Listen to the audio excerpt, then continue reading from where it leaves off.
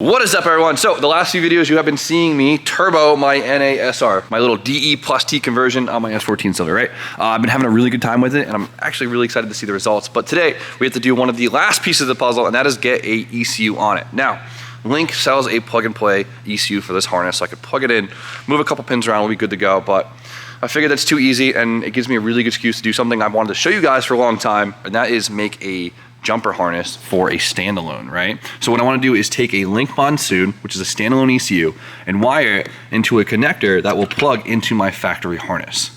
All right, so this is my little jumper harness building station here. I'm really excited to do this. This is like my first time actually doing this, so there's more efficient ways, so be mindful, but it's gonna be a little bit wordy of a video, but I want you guys to learn something from it, and I think a lot of guys can benefit from this video, so let's get to work. So, going through it real quick, we have the information about our standalone, we have the information about our stock connector and harness, we have our Link Monsoon G4X ECU, we have the pin that mimics the same plug as the factory ECU, so this will plug right into our factory harness.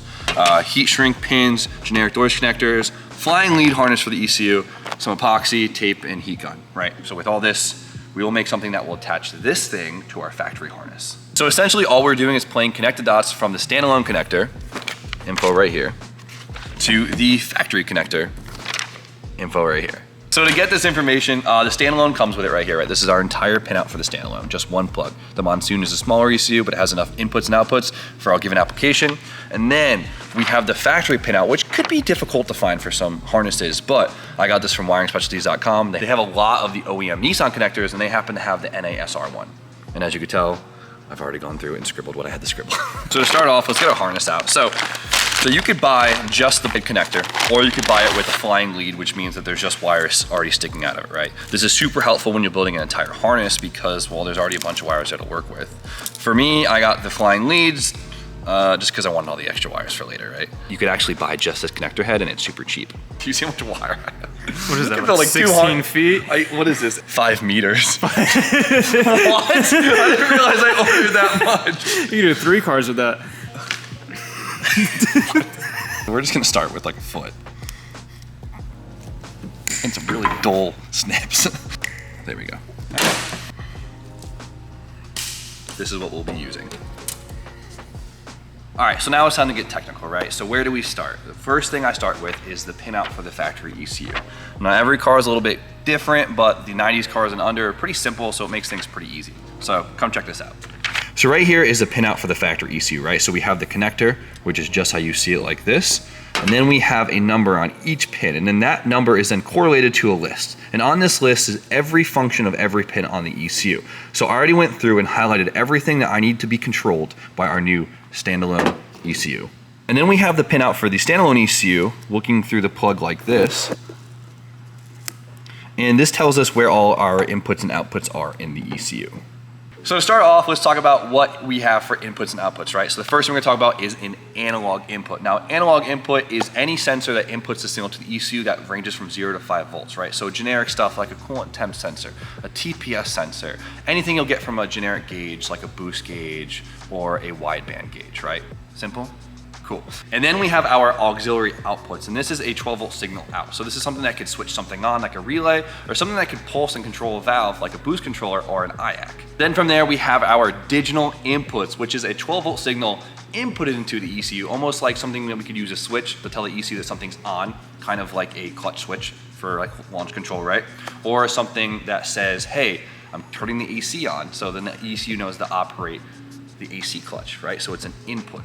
And then we have our ignition inputs that of course drive our coils, our distributor, and then we have our injector inputs, which then control our injectors. And of course we need a 12 volt source and some grounds for the ECU, and then we need a trigger 1 and trigger 2 for our crank sensor and our cam sensor.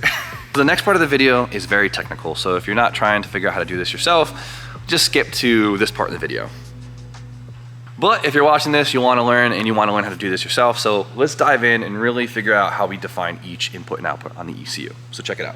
So right here, I figured we just go down the entire list and just define each one in a row so you guys really know how to define each individual piece, right? So starting with pin 1, we have a ignition signal, right? Coil trigger. Since this is a distributor, this only has one ignition signal. So we're going to use this as our ignition signal 1. If you have smart coils where it's a 6-cylinder, a 4-cylinder, whatever, you then need to define every individual coil, right? So if it says coil 1, you then go to your list right here, ignition 1, and you define the pin. Easy as that. Ignitions are very straightforward because it will say ignition 1, 2, 3, and 4 on your list.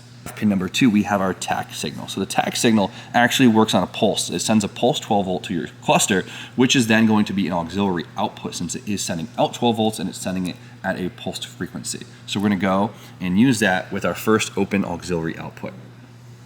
I defined it as fuel pump, but you could put it as your tach. The order doesn't matter as long as you keep track of where you define everything, right? Perfect, so let's keep going on. So next we have our ECU ECCS relay. So Nissan does it a little bit differently, right? So all your sensors and all your controls in your harness need a 12 volt source, and that is triggered sometimes by the car itself, right? I consider that turning the harness on. The way that the Nissan chassis does it is the ECU actually triggers on the relay that then triggers on the harness, if that makes sense. Does it make sense? That makes sense. That makes sense. So we need the ECU to tell the harness to turn on, which is going to be a relay, which means we have to use an aux to then kick on the relay. So we're gonna find an open aux port, right? We have 6 of them, and define it. You can put it wherever you want, as long as you keep track of it. Moving on, we have our AC relay, right? Since we are triggering on a relay, it needs to be on an aux, once again. So we're gonna find an open aux output and write it down. You figuring this out? Picking up over, pin down. I like it. And moving on, we have our next one, which is the VTC cylinder, which is going to be our mechanical timing of our intake cam on the SR20. This is also equivalent to like the BMW Vanos or the Toyota VVT, right? So this is going to be something that has to be triggered on a pulsed output, which is going to be an auxiliary output. We've used a lot of those so far, but we should have some extra ones, so we'll define it where we need to and keep track of that, right? Moving down the list, we have the engine coolant temperature sensor input. So if we go to our I/O table of the standalone, we have 2 analogs that are actually defined exclusively for temp inputs, right? We're gonna use the engine coolant temp for one and an intake air temp for the other. So next we have the throttle positioning sensor, which of course is going to be a 5 volt sensor. So we could take one of our open analogs, like we said is a 5 volt, and define it. So right, analog volt 1, we have it as our TPS, which I have as pin 20 on the ECU, pin 20 on the ECU, throttle positioning sensor. For our next one on pin 22, we have cam angle 180 degree signal, right? So Nissan does it a little bit differently where they actually have 2 pickup points on the factory plug for the cam angle sensor and for the crank angle sensor. So essentially we only need 1, so we could pick either or. So if you go down the list, as you can see, it's the same input and we could pick either or. Since we do have a distributor, which works as a cam angle sensor, we have the cam pickup and the crank pickup in the same housing. So we're gonna have the signal 180, which is going to be the cam, and then we have the signal 1, which is the next pin, cam angle 1, which we will be using as our crank pickup. So we have trigger 1 for the crank, which is the 1, and then we have trigger 2 as the cam, which is the 180. So I have it pinned as pin 31 and pin 30. Now I know this is a lot of information being thrown at you guys, but I want to make sure you kind of can learn a thing or two about this. And we gave you a choice. And we gave you a choice, yeah. So let's continue on, moving on the list. So we need a 12 volt signal source for the ECU. So we have that right here, pin 36, ignition signal, 12 volt switch. This will turn the ECU on. So moving on to pin 37, which the ECU considers to be the TPS power output 5 volt output, right? It's a mouthful. So we talked about before that we had the ECU turn the harness on, which gave a 12 volt source for everything that needs it in the harness, right? There's still a bunch of sensors in the harness that actually need a 5 volt source for the analog sensors, right? We talked about those. The ECU is actually gonna supply that source to the harness. So if you see in the I/O table for the standalone, it has the 5 volt output. So we're gonna take pin 37 and define it to the 5 volt output, since the ECU is then sending all the 5 volt out through that pin. Makes sense, right? Easy. Easy. Continuing on, we have pin 40, which is just another cam angle 1 degree input, right? We told you could pick one or the other.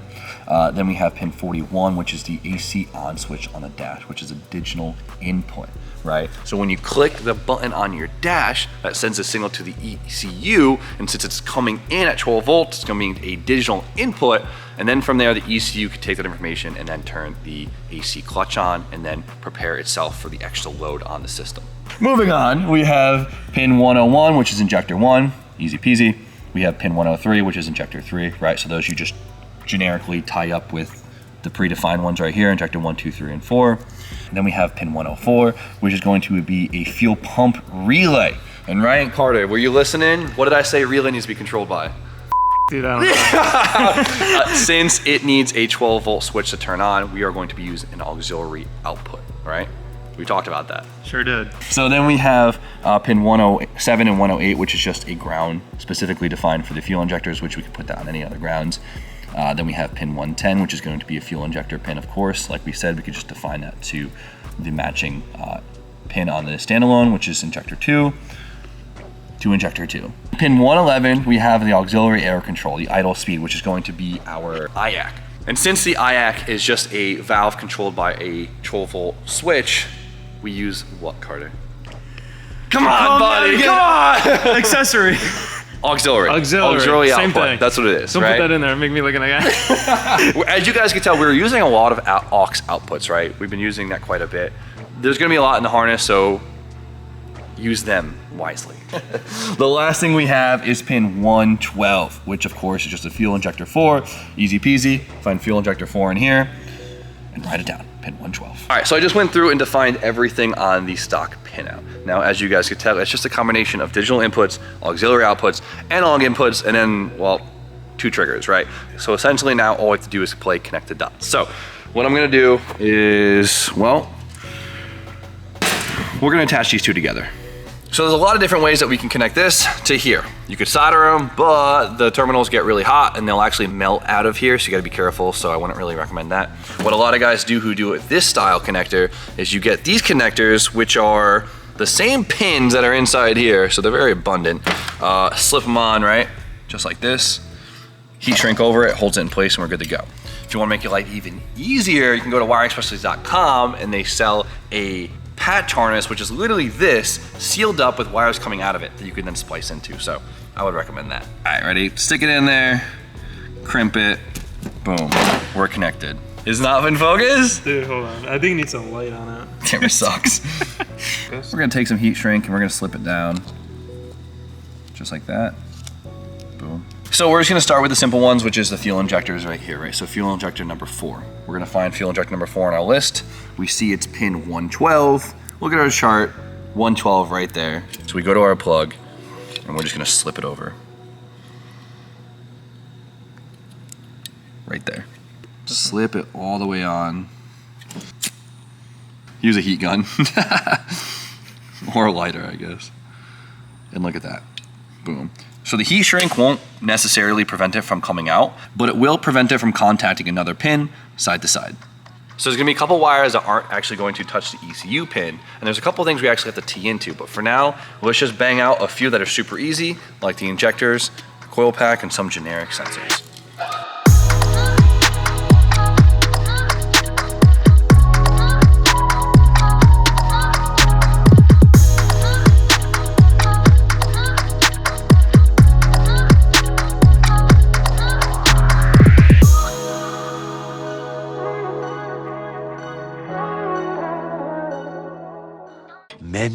Many minutes later. All right, so what feels like honestly forever later, I'm like going cross-eyed, got most of it done. We're almost there.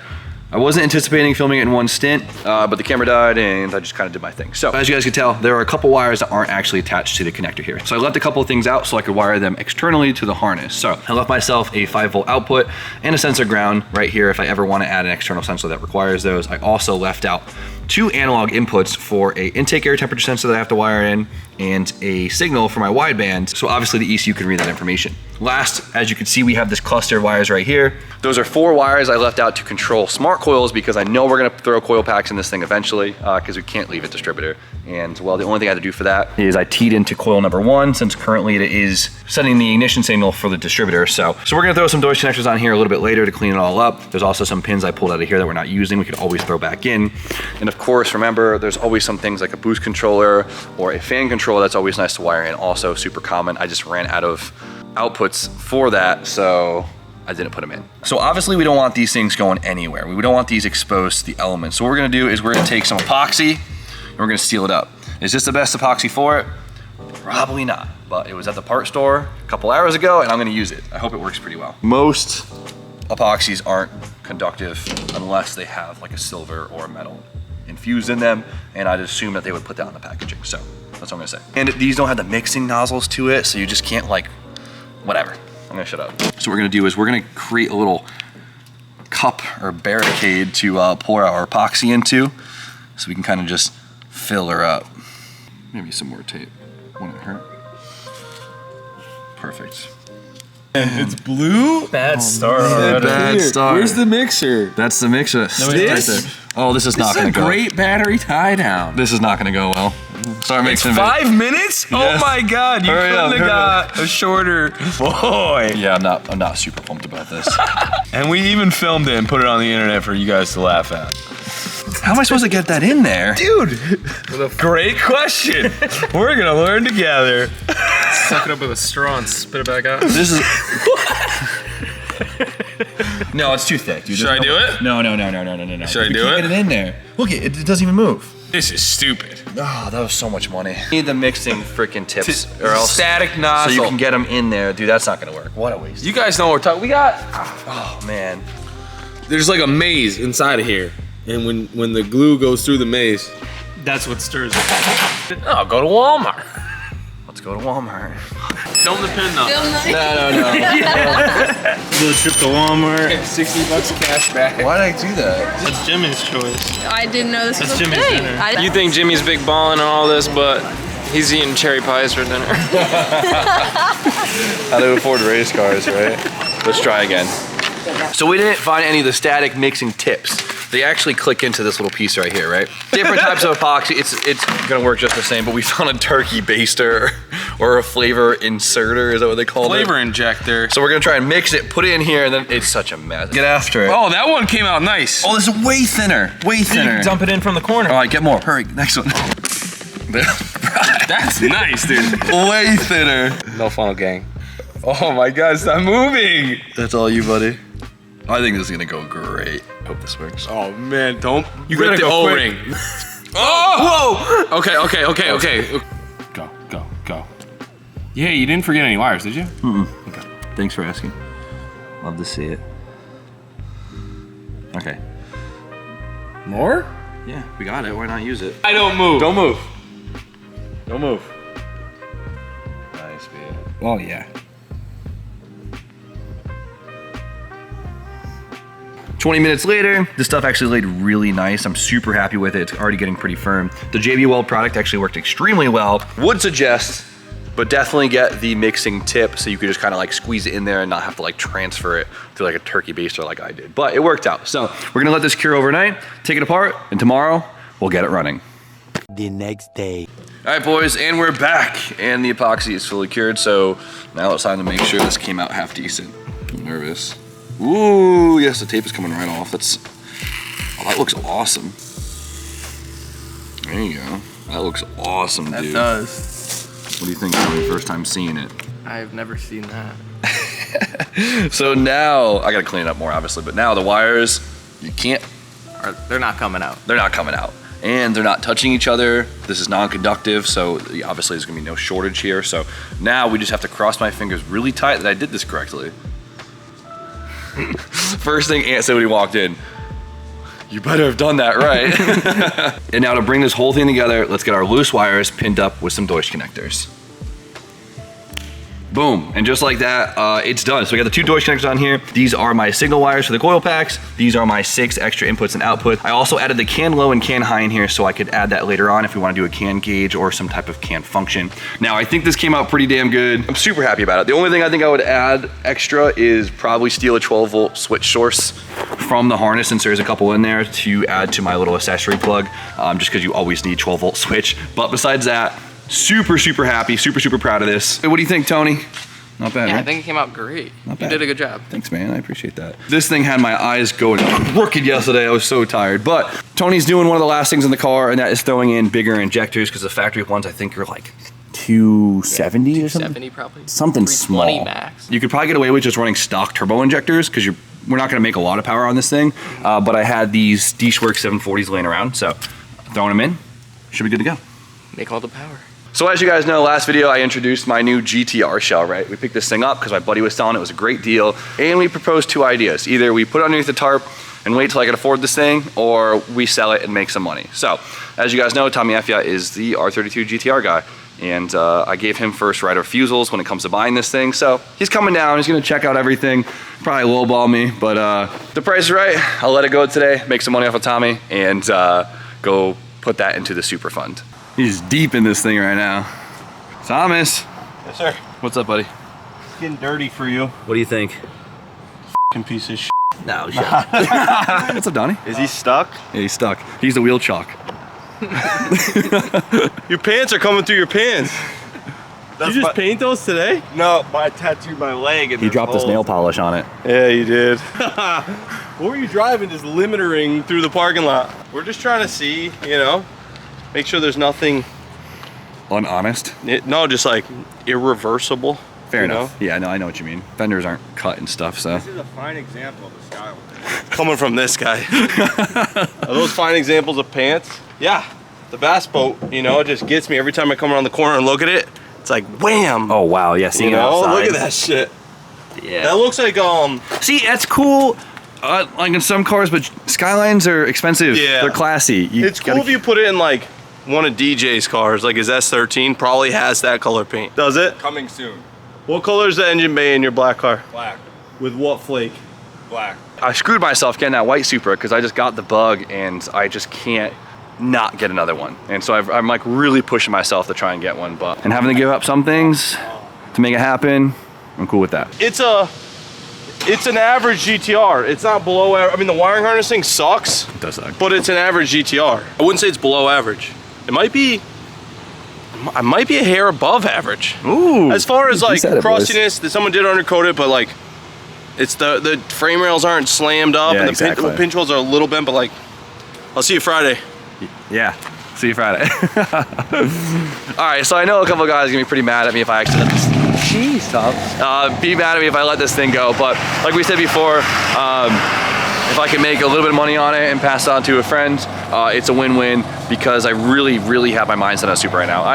The problem is I really can't afford a Supra because they're absurd, but I'm trying to, so I'll own an R32 GTR one day, but I really want to own a Supra first, so I'm trying to make that happen. In the meantime, let's plug this thing in, see if it works. Stock ECU, stock plug. If I bought the right connector, this should go right in. Standalone plug. Plug it in. So now all we have to do is run a vacuum line to our map sensor right here since it is built in. And let's get a base map on this thing and try and start it up. All right, so we just plugged the ECU in for the first time. I don't see any smoke, so that's a first. That's a good first start. Yeah, that's a good. ECU in. Come on. Ooh, we're connected. Love to see it. So the ECU turns on. Good to see. That's a good first. sign. So now we have to go through and define all our inputs and outputs. Since we kept track of all of it, it should be easy. So we just have to define everything in the ECU, what it is and where it is, and we should be good to go. Easy as that. So see you guys in a while.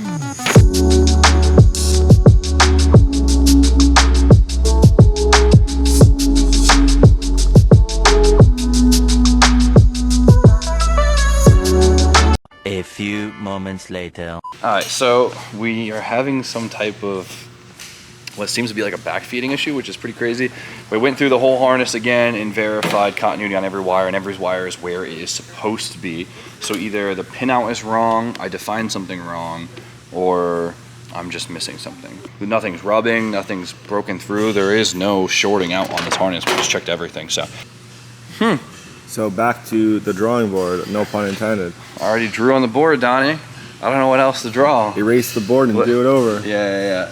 There's gotta be something we're missing here. What's your output on it? What do you think could be I the have cause no of it? clue. He's on any of just this. here he's just holding it for me. I'll figure it out. You'll figure it out. I would just take a break, come back to it. Yeah. All right, so what feels like forever later, I just got off the phone with my buddies down at Wiring Specialties. We were on the phone for quite a while trying to figure this thing out. So it looks like something is happening in the wiring beyond my jumper harness. So I'm still very confident in that thing, and it's pretty embarrassing because it seems like it might have just started to happen. But so what we noticed is the harness is actually staying live, right? So all the 12 volt supplies in the harness are actually staying active with the ignition off, with the ECU completely unplugged, and the relay that actually powers on the harness unplugged also. So something is backfeeding into the harness, making that stay all alive. Did that happen when Ant swapped the injectors? Maybe. Is it a freak accident just happened? Was it something that was happening to the stock ECU and that wasn't affecting the stock ECU? Maybe. We don't really know just yet, but I kind of ran out of time of diag today because we have to go to a birthday dinner tonight. I think we're gonna end it there. I'm super embarrassed because like I feel like just making custom harness and sharing all this info with you guys, I feel like I need to play it. I feel like I need to get the car running on it, but so be it, it's part of the game. So I'll figure it out. I'm not too worried about it. It's probably just something stupid in the harness, but she'll be running hopefully next video. So until then, I gotta end it. I'm so beat. So you guys know the deal. Like, comment, subscribe. Stay tuned for more content. We'll see you guys very shortly.